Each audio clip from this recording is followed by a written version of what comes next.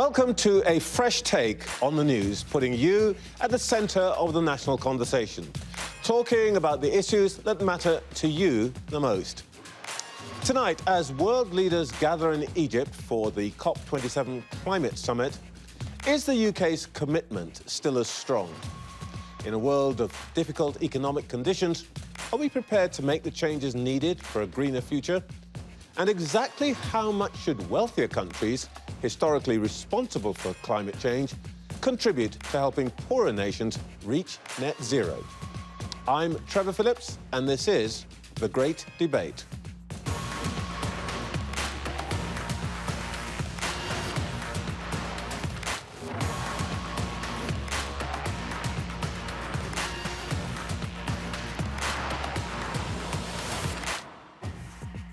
Each week, we get to the heart of the issue dominating the headlines.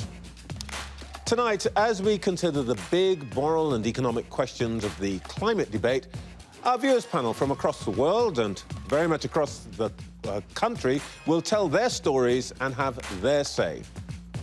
Joining us in the studio this week are Jonathan Porritt, sustainability campaigner and founder-director of Forum for the Future.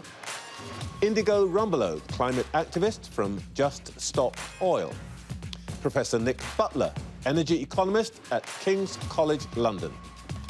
And from the COP27 climate conference in Sharm el-Sheikh, Carlos Nobre, the Brazilian climate scientist. The big question tonight, can we afford to prioritise the climate?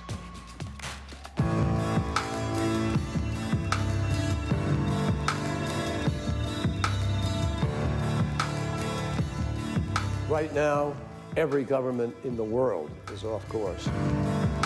This news that Boris Johnson is going to attend absolutely will undermine Rishi Sunak's position on climate change. We start the show today with a U-turn by the Prime Minister.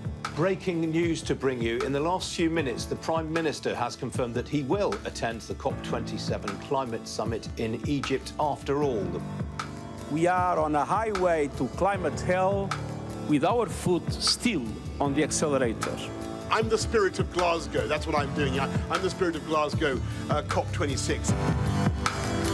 Before coming here today, I spent last week working on the difficult decisions needed to ensure confidence and economic stability in my own country. But I can tell you today that the United Kingdom is delivering on our commitment of £11.6 billion. Let's start as we always do and go to our viewers panel. And when I said we were talking to people across the world, I meant it. Let's talk to Faiz Alam, who is in Lahore in Pakistan. Faiz, thank you for joining us. What's your view? It's an honor to be the part of the great debate. I believe that I would be able to tell people what exactly Pakistan has been through and how Pakistan has been challenged from the world.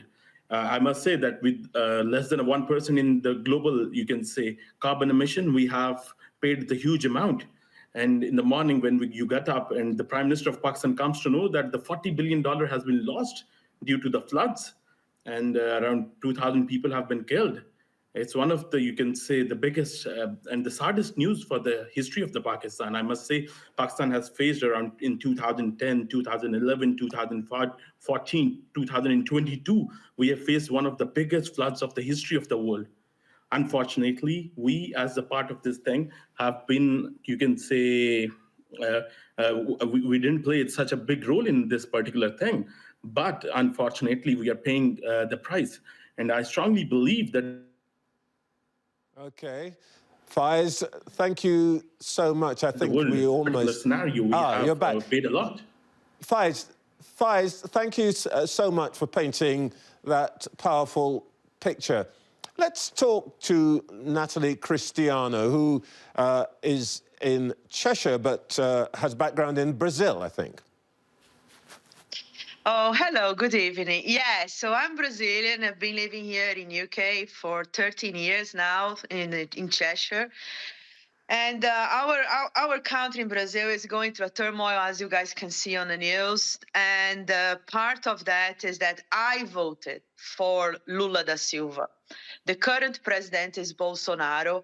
And one of the things that most is hurting Brazil, and it really pushed me to say, okay, enough is enough. I want to change that, is Amazon.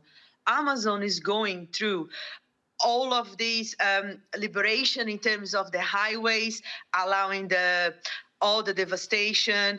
The indigenous people are losing their territory.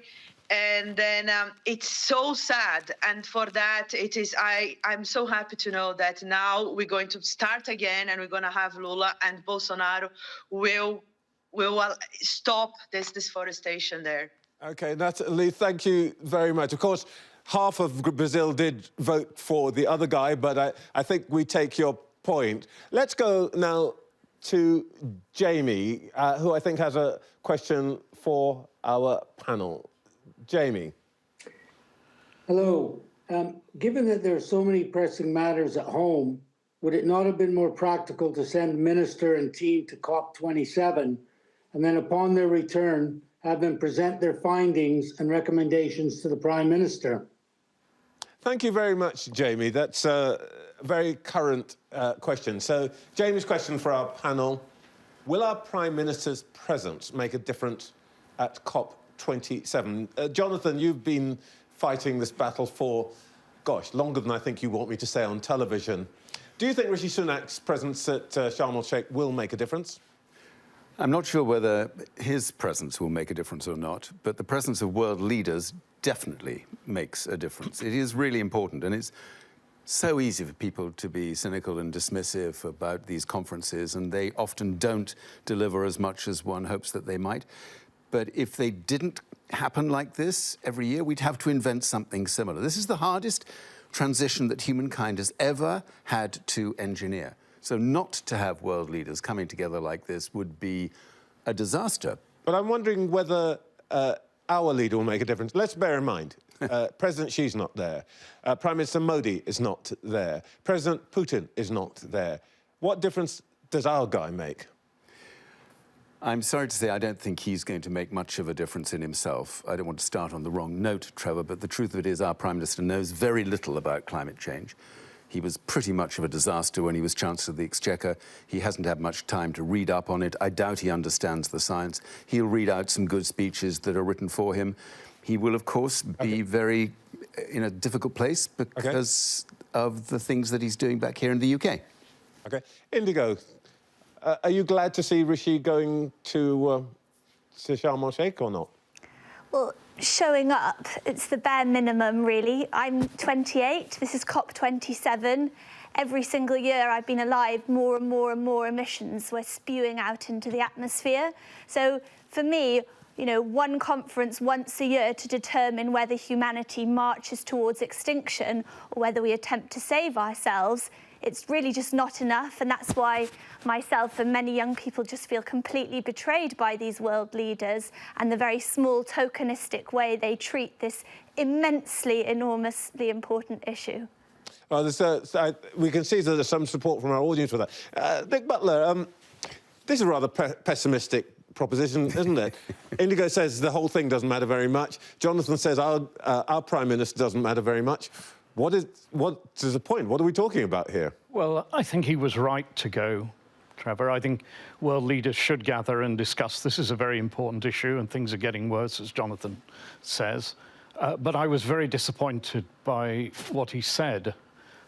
I think he should say that this process is failing, that it's not producing results, that emissions continue to rise, and that the search for a mythical global deal, which has been the theme of COP for 25 years and more, it is an illusion. And I think it would be much better to have coalitions of the willing around the science that is actually going to solve this.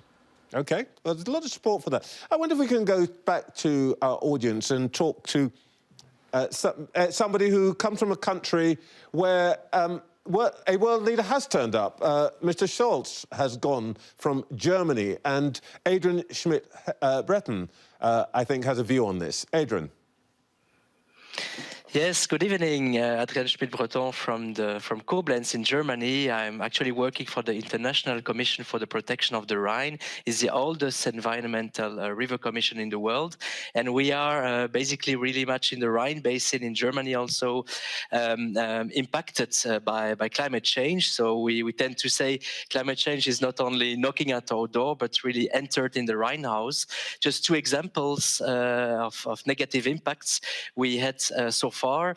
Last year, we had extreme heavy rainfall and floods in Germany and other Rhine countries, which impacted the Rhine very much. We had 30 billion euros damages, 220 deaths, so very dramatic event. And on the other side, 4 years ago in 2018, but also this year, very big impacts, negative consequences caused from low water on shipping, on the industries, on Germany economy. And just a figure here, 2.5 billion euros were lost by Germany industries and economy due to this low water, giving the fact that shipping is the Rhine is the most important shipping lane in Europe. That's a very vivid description, Adrian, of the impact of this. But what we're also wondering about is the extent to which what's happening in Sharm el-Sheikh will make any difference to the kinds of things that you've been talking about or we've heard from Lahore. Chancellor Scholz is going. What is Chancellor Scholz going to Sharm el-Sheikh going to do to deal with the problem that you've talked about in the Rhine? Why is that going to make a difference? It's a very good question. I could return it to you, no. But I think that I have to say we are more working already on mitigation, on mitigating the impacts of climate change. We know that climate change cannot be stopped so quick. So this is quite pessimistic, the message that I'm giving to you today. So we are more trying to adapt to possible changes, to negative changes. So I don't know what Scholz will say, but let's prepare for bad or for negative impacts. That's maybe my message. All right, Adrian, I'm not sure I've quite got an answer, but let's see what our viewers panel thinks about this. You've heard the views about COP27 and, of course, our Prime Minister. Let's see what the sentiment is here, specifically on whether you think our Prime Minister is going to make a difference to what comes out at COP27. Those who think that Rishi can make a difference, hands up, please. Well, it seems that you have all been seized by an absolute no-ness tonight. Nobody much thinks that Rishi is going to make a difference, Jonathan. Yeah, which is a bit depressing, isn't it? You see, I'm not quite with Indigo on this one because I can see the frustration for anybody who's trying to make change happen as fast as it needs to happen. But if you don't get these people together to confront some of these things, that testimony from Pakistan, for instance, this is a COP taking place in Africa. All those African countries are going to be in the faces of all of those Western leaders saying, you do not know what this feels like on the ground in Africa. And that's really important. India?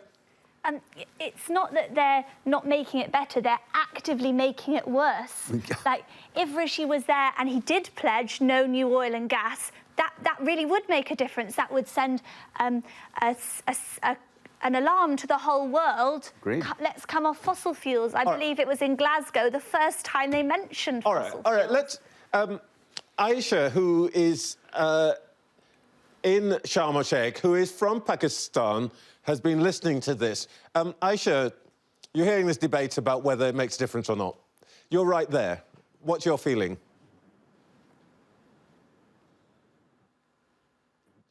OK, she can't hear us, but I would like to come... So, yes, I'm talking to you from... Yeah, go ahead, Aisha. OK, I'll come back to Aisha. Nick, what do you think about this argument here, about whether it actually makes a difference that they're all there or not? I think it would be symbolically bad if Rishi were not there and the UK was not properly represented. But I think the agenda is, you've had people on from 3 or 4 different countries, and what is being discussed there will not make any positive difference, unfortunately, to any of them. And I think that we need to take apart the process, change it, and do something that has a real immediate impact. All right, we're going to talk about immediate impact in a moment. You're watching The Great Debate. Stay with us. Up next, is blocking the roads and throwing soup at priceless artwork necessarily the thing to do to make a point about the urgency of the climate crisis?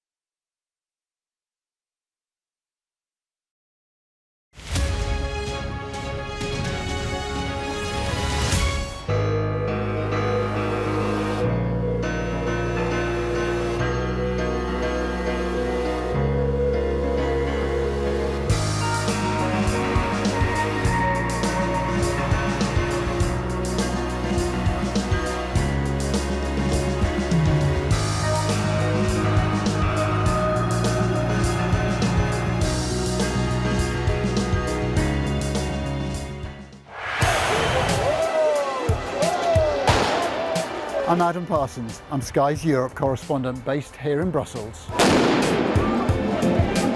More flares going off, a volley of rocks, cobbles have been pulled up out and are being used as missiles to hurl at these police. We take you to the heart of stories that shape our world.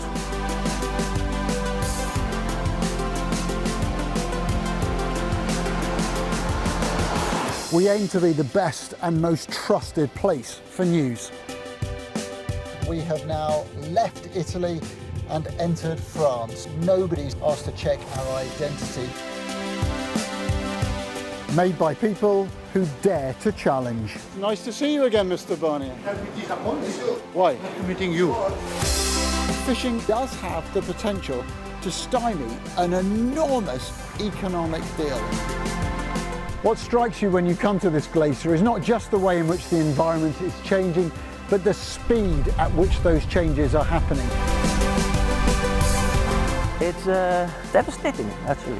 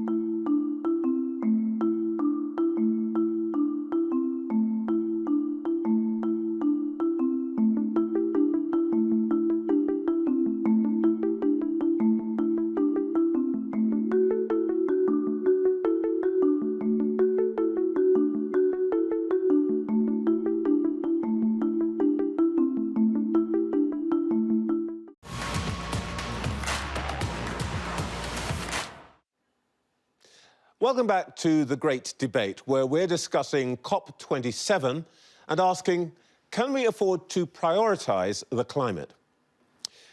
Part of the M25 has been closed again today after a climate activist climbed onto an overhead gantry, causing tailbacks for miles as traffic ground to a halt.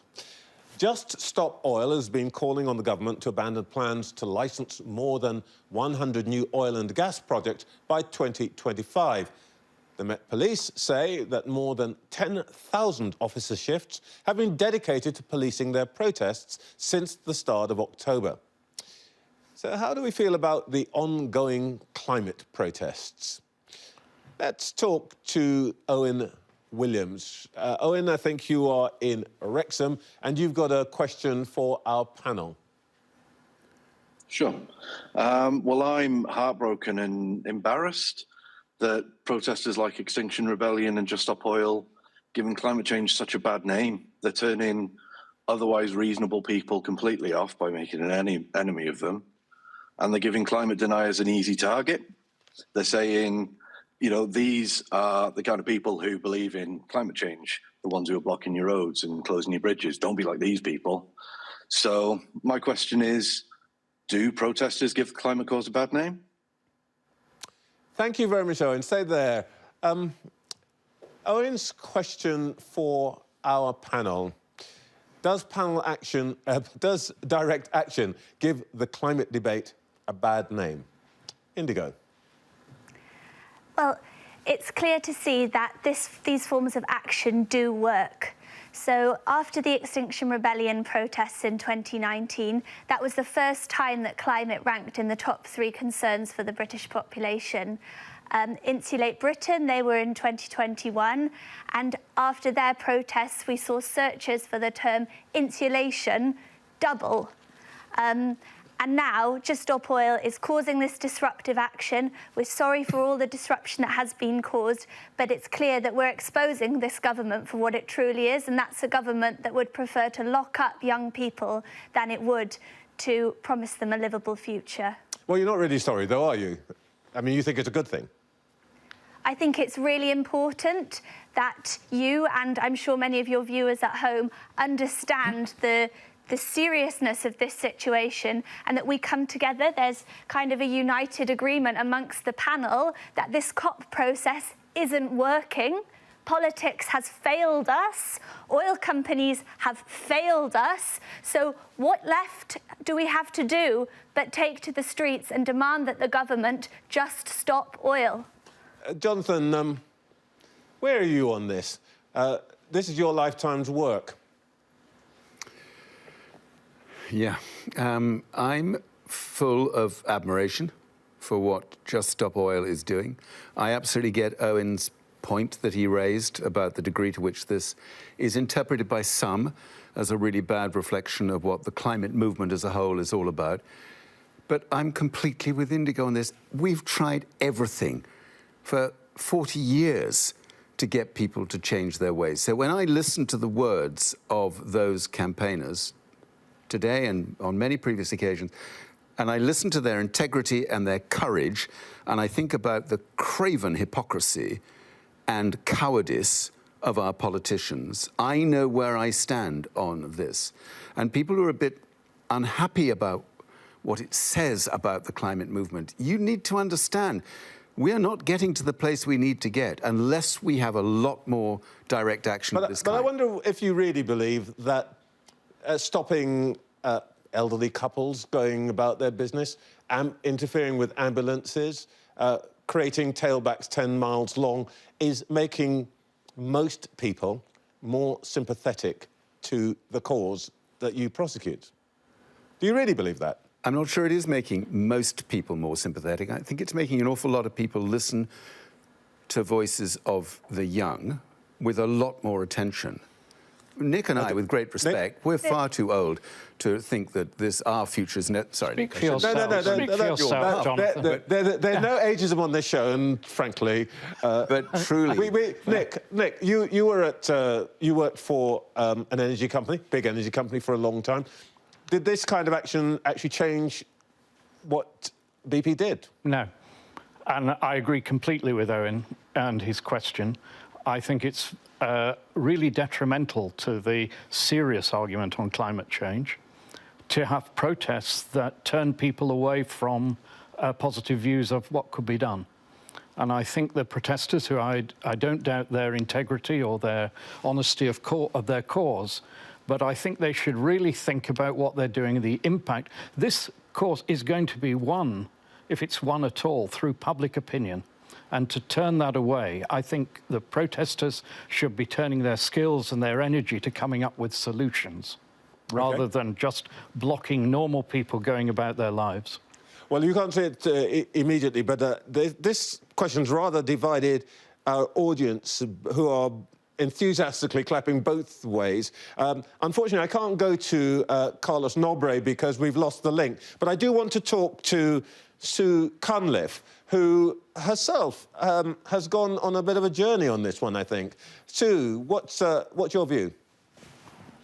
Well, I think until recently, I thought that climate activists were at risk of losing public sympathy by vandalising artwork. But then I heard one of them speak, and I actually got their message. That, you know, what they're saying is, why is society more angry at people who are damaging a piece of art than we are about companies irreversibly wrecking our most precious commodity, our world? You know, you hear these activists and they are really scared. In fact, some are too scared to have children. Why are we arresting our modern day, let's call them our climate suffragettes, when the CEOs of polluting companies not only get let off prosecution, but they're having their pockets lined with huge profits? OK.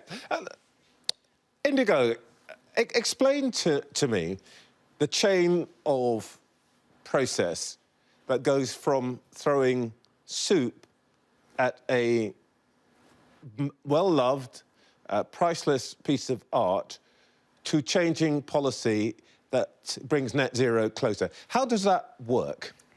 Yeah, well, we're talking here about winning over hearts and minds, bringing people along, but we already have a majority of people who want to see tougher action on climate. Over 2/3 of the British population want this. Why do you need to do all this stuff? But the governments aren't acting because companies like BP have shrouded the whole debate in total misinformation. So we have to disrupt the everyday life that everyone's living and say, look, we're in a completely catastrophic situation. We need to come together and act on this. And that's what we're doing. We're calling people into resistance with us. Let's talk to someone in the Isle of Man, Chris Roberts, who's, I think, has called in from our viewers panel. Chris, what's your view on this? Yeah, protest is fine. We live in a democracy. However, you know, climate protesters, I feel, need to grow up a little bit and speak, you know, talk about, you know, the issues rather than ruining people's lives, people trying to get to hospital appointments, people trying to get to the doctor, etc., etc. The general public are aware of climate change, and I believe a lot of people take it very seriously. I know we do in the Isle of Man, and my wife and I do. We don't need people gluing themselves to the highway all the time, and as I said, getting in the way of people's general lives. You know, they're attention seekers, that's all. I'm going to go back to Indigo on this, but Chris, before we go back to Indigo, you and I are of not that dissimilar vintage, and I think we can both remember a time when people thought this was a slightly wacky, on the edge, marginal cause. The then Prince of Wales was a bit strange to talking to his plants and so on. Surely this kind of protest has put it into the public domain in a new way. No, I don't agree. I don't agree. This summer's hot weather in England, fires in the USA, floods in Bangladesh, that's putting it in the people's minds and the people's eyesights. You know, that people aren't stupid. We should have been listening to this 30 years ago. I was, a lot of people weren't, but now it's inescapable. We see it every day. The climate in the Isle of Man. Chris, thank you.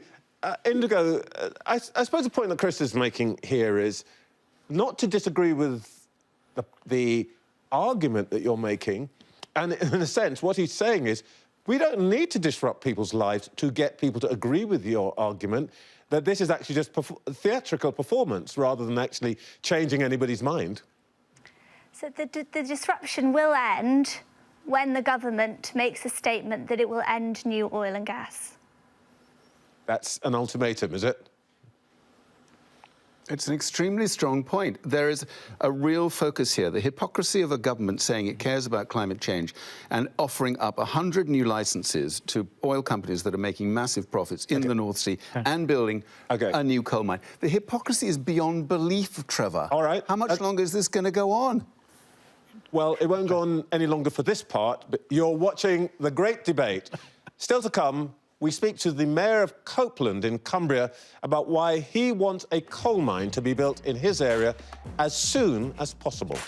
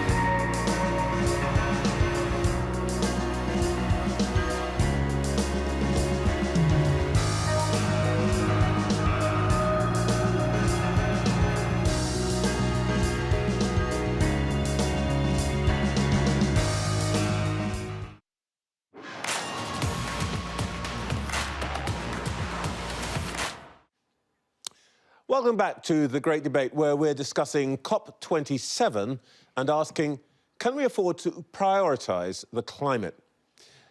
Environmental campaigners are urging the government to reject plans for the UK's first new deep coal mine since the 1980s. A decision on the project near Whitehaven in Cumbria has been delayed until after COP27.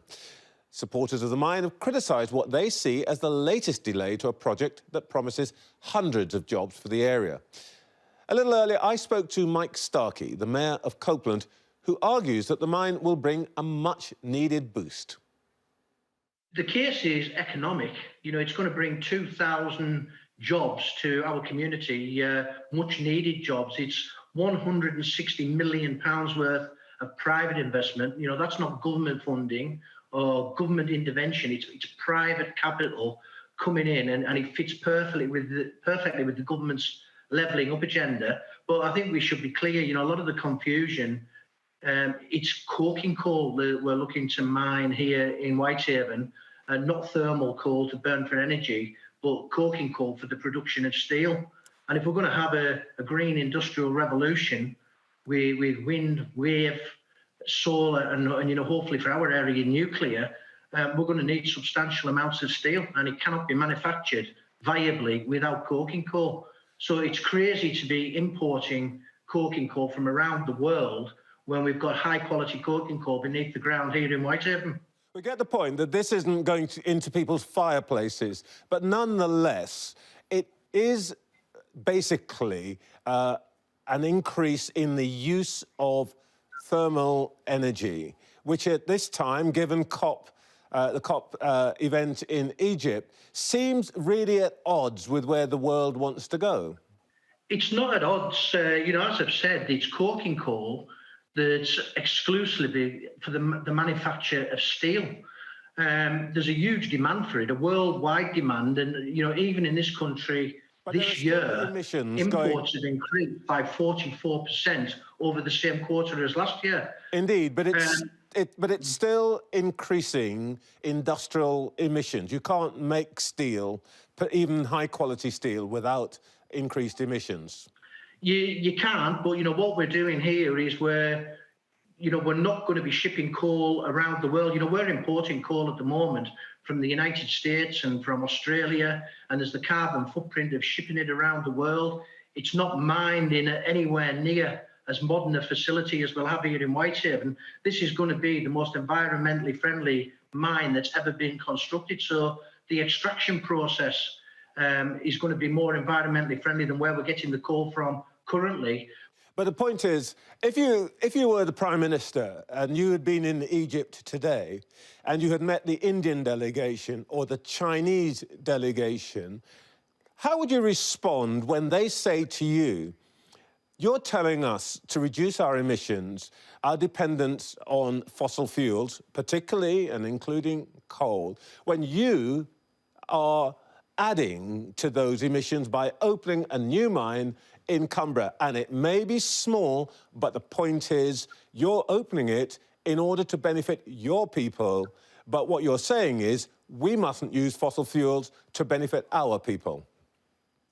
I think what, certainly what I'd be saying, and I think what the Prime Minister can quite proudly say, and what he can quite proudly point to, is the United Kingdom's record in reducing emissions. You know, in terms of coal for energy, we'll have eradicated that by the end of 2024. And I think, you know, Rishi Sunak could quite easily stand up on the stage and he could say to all the leading nations in the world, if you could get to the stage sometime in the near future where the United Kingdom have already got to, we'll have made a giant leap forward in the fight against climate change. Mike, I know that the decision hasn't been made, but right now, tonight, if you had to assess the likelihood it being granted, permission being granted on a percentage basis, what is it, 50-50, better or better? Well, you know, I would hope, you know, we've got processes in this country. We've got a planning process, and this mine's been approved by the planning panel on 3 separate occasions.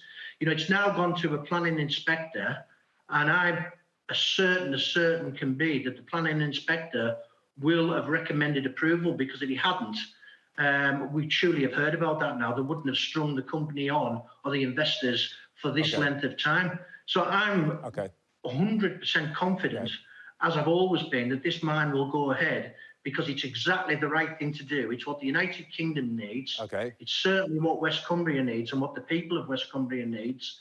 And it fits perfectly with the government's levelling up agenda. And as I've already said, you know, the climate objections are, you know, are minuscule by comparison. Okay, let's swiftly go to our viewers panel and talk to Kevin de Cruz. Kevin, you have a point on this. Oh, hi there. Hi. Hi, Kevin. Hi, Trevor. Yes, I have. Go ahead. Rishi Sunak said he's serious about climate change. How can this be if he agrees to build coal mines in Cumbria? So my question is to the panel is, should there be coal mines built in the UK, which is obviously going to increase global warming? Okay, thank you very much, Kevin. So there's a question for our panel. Do we need a new coal mine in the UK? Nick Butler. I think on all these projects that are now on the table in the UK, including the offshore licenses that Jonathan was talking about before, the question is there a viable alternative? On this point, on the coal, I believe there are viable alternatives for producing steel which don't involve coking coal. I think you see them around the world. I think they work, and I think we should be trying to build up that industry here. I think on the nuclear proposal for Sizewell, I think that is a complete waste of money.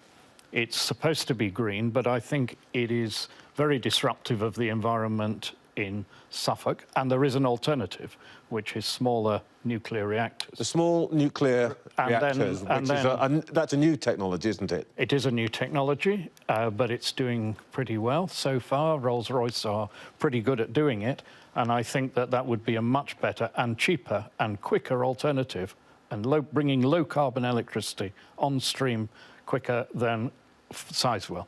And then on the offshore licenses, finally, I think that they are needed.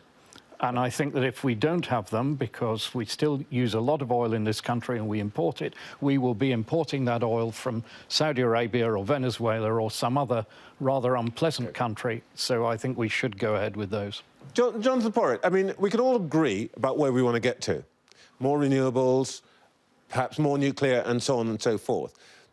But the case has not yet been made, has it, that we don't need some fossil fuels to get through what people call the transition to this happy state, and that it's a sort of fantasy that we can just turn on the windmills and change everything tomorrow? There's a somewhat pejorative slant to your question there, Trevor, as you know. These windmills, as you call them, are probably the most astonishing new technology that the world has ever seen in terms of offshore technology, offshore wind power, which will bring more energy solutions to more people than any of the technologies we've been talking about so far. So this is not fantasy. This is not fantasy. We have to get out of fossil fuels as fast as we can. So we need the minimum amount of fossil fuels to help us through the transition. And we certainly don't need new fossil fuels that are not called for. Totally agree with Nick. We need to be focusing now on different ways of producing steel, particularly using green hydrogen. And whilst I feel really strongly for the people of West Cumbria, it's a part of the UK I know well. I feel really strongly for this. There are so many better ways of creating those jobs. OK, well, we've heard both you and Nick actually in various ways have said we might not need to do some of this. There's another area, which is, of course, North Sea oil, which has been run down, but there's an issue about new licences in the North Sea. Andrew Huff, you're in Ayrshire, and I think you've got a view about that. Yes, I feel that basically we shouldn't be issuing new licences at the present time, because they've used actually the base load theory of closing down smaller units that are not profitable. Everything seems to be about profit and not about saving the world. Andrew, thank you. I wish we could carry on with this discussion, but we have to go to the break now. You're watching The Great Debate. Stay with us. Coming up, as one of the first industrialised nations, should Britain be paying the developing world to deal with climate change, the climate change we helped to cause?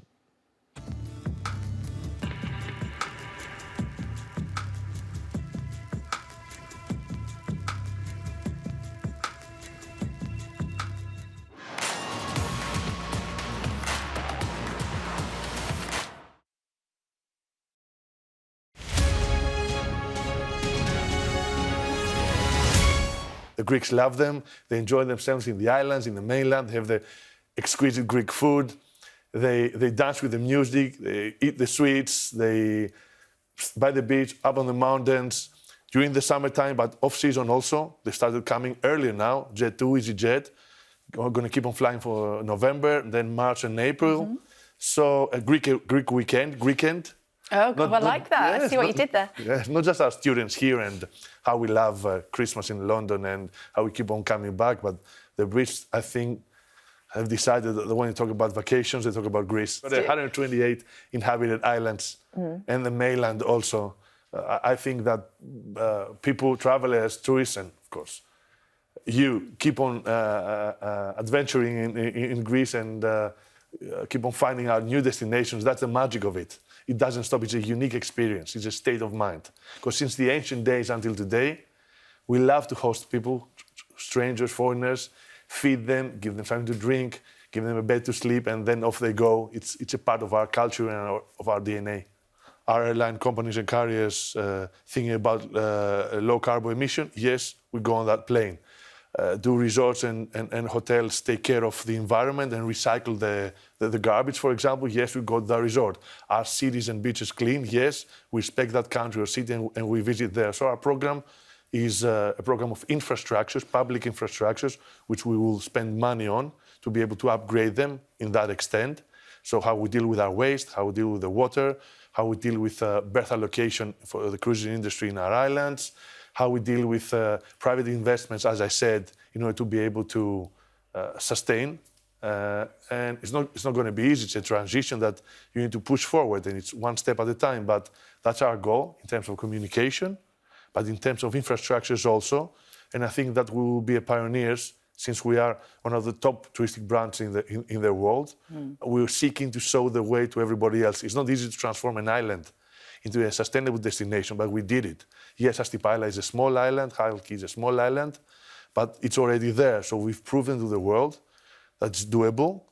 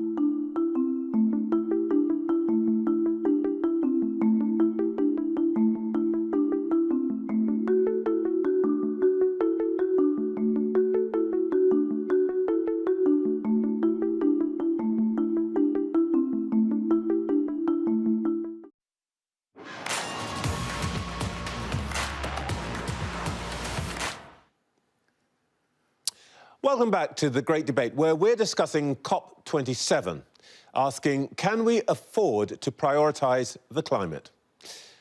Now, we're sure to hear a lot about money at this climate summit, specifically getting wealthy nations to make good on their financial promises to help the developing world. Scotland's First Minister, Nicola Sturgeon, has pledged additional funding towards irreparable loss and damage for climate change, which industrialised nations like the UK have helped to cause. But can the taxpayer in the developed world expect to be on the hook forever? Let's talk to Sam Allen. Oh, no, we're going to go to Judith Randall in Market Raisin. Hello. Judith. Yes. Well, Great Britain invented the Industrial Revolution and we spread it across the world. And along with that, we caused climate change. And that climate change is now, it's taken us into a completely different climate, one in which there's a risk of abrupt accelerating climate change. And we really need to act now. But to me, it looks as if we're not doing enough to support Africa and other countries that are developing. Okay. I mean, they're having to experience severe drought, famine, and it's causing unrest for people. I mean, and also extinction of animals. And does that bring you to your question for our panel, Judith? Yeah, what should we be doing with regard to Africa and the developed world? Should we be expecting them to find the solutions or what? Okay, thank you, Judith. Well, look, Judith's basic question is, why should developing countries be asked to help to provide climate solutions? Jonathan, where do you stand on this? Because we can all agree where we want to get to, but who's going to be responsible? I think this is a question of justice. There's no doubting that we were one of the nations that contributed most to the problem today. And there's no doubting there are many countries who contributed practically nothing who are on the receiving end. And you heard from the first contributor from Pakistan. Last year, the Prime Minister of Kenya revealed that 6% of their GDP, 6% of GDP, imagine what that would feel like here in the UK, was already dedicated to coping with climate disasters. So we have to acknowledge that we are parties to the damage that is being done in these countries, and we have to find effective ways of helping them through that. So directly, what you're saying is, if we have to have tax rises in order to help Kenya, for example, or the Maldives, or Mauritius, to cope with climate change, then that's something we just got to swallow. We have to find a way of effectively financing this. I'm not jumping immediately to taxes because there are other ways in which a lot of this climate finance can be provided. But if we don't start from a principled position of justice, we're probably not going to get to the right end point. All right. Indigo, I saw trade union leader Gary Smith of the General Municipal Boilers Makers Union talking on television a couple of days ago, and he says that this point of view that says we need to do all these kinds of things, what Jonathan's been talking about, is bourgeois environmentalism. We're not being realistic, and that actually the people in the rest of the world are calling us out. So your question here is, can we afford this? It's like, for me, we just can't afford not to do it.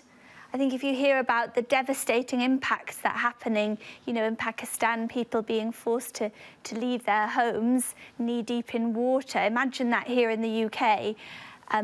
OK, but the point is we then have to pay. And you're happy to make the argument. Yeah. You're happy to make the argument that we should pay more. Because if that means that some poor people here have to pay more money? Well, if you talk about here, the cost of living crisis that's happening here, we want to see, the root of the problem is the same thing, isn't it? It's the government and the fossil fuel companies. Nick Butler. I think we should pay something, and I think we are paying something, and I'd be sorry if that was taken out of the normal overseas aid budget by the government. So I think this is additional. I think we should pay. But I don't think that's the main contribution we can make. I think the real challenge for developing countries is to move away from coal. And that, I think we should be putting our scientific skills, our research funding, into finding low-cost, low-carbon alternatives that can change the environmental situation in the developing world. Because if we don't do that, we'll have a clean Britain in a dirty world, and that achieves nothing. Do you agree with that, Jonathan, that this is the way to make our contribution? Not essentially to just hand over money, but to do the kind of advanced research that Nick's talking about? I have no problem with that. And I think the more we go into targeted and sometimes bilateral deals with countries that are really keen to transition out of coal, their dependence on coal. Nobody benefits from staying in coal longer than they absolutely have to. A deal was done in Glasgow last year with South Africa. A specific bilateral arrangement with South Africa to accelerate its exit from coal. And if we can do more of that, then that is a very important contribution to that climate finance story. Just 5 seconds, Indigo, do you feel more optimistic from this discussion? Yes or no? I'm not optimistic about the situation at all. OK. All right, that is all we have time for this evening. It just remains for me to say thank you to our panellists here in the studio. Jonathan Porritt, Indigo Rumbelow and Nick Butler. Of course, as always, it's you at home who are at the centre of our conversation. And if you'd like to be part of the programme next time, get in touch. Email thegreatdebate@sky.uk. And for now, I want to thank our viewers panel for their contributions. Great questions, as always, and great contributions. And are you at home? Keep talking. We'll see you again at the same time next week. We'll have another new big subject for you on The Great Debate.